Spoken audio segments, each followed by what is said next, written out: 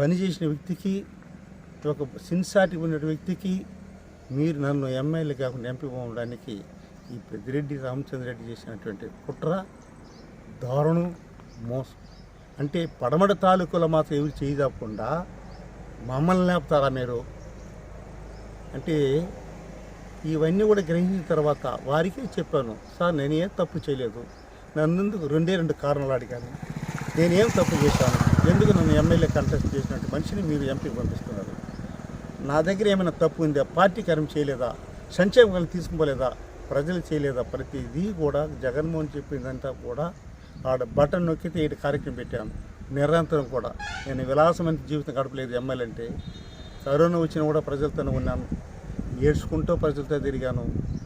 నాకు SC ST BC minority ఒకసారి నాకు ఇప్పుడు జగన్మోహన్ రెడ్డికి ఎలా ఉంది కాబట్టి ఎస్సీ ఎస్టీ బీసీ మైనారిటీలు బ్రహ్మాండంగా ఉండారు సార్ అని చెప్పినట్టు మహోన్నత వ్యక్తి నేను. ప్రజలు ఆరతులు ఇచ్చి నాకు టెంకాయలు పెట్టినారు. ఈరోజు నేను కళ్ళ ముందు వాళ్ళని చూస్తే నాకు చాలా బాధేస్తుంది. నిజం కూడా నేను బాధపడుతున్నాను.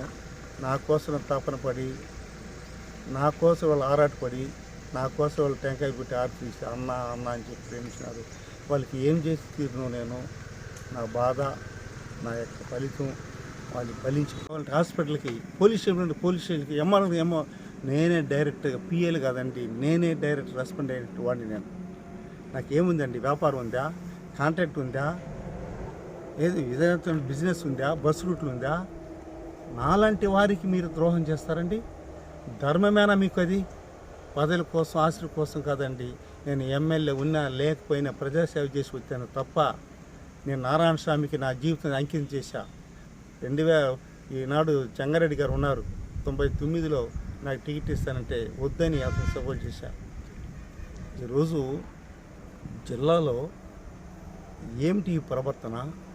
మిథున్ రెడ్డి కానీ లేకపోతే పెద్దిరెడ్డి కానీ ఏంటి? పెద్దిరెడ్డి రామచంద్రరెడ్డి వాళ్ళ ఇంటికాడ మీటింగ్ పెట్టుకుంటారండి సత్యని తీసుకుపోయి.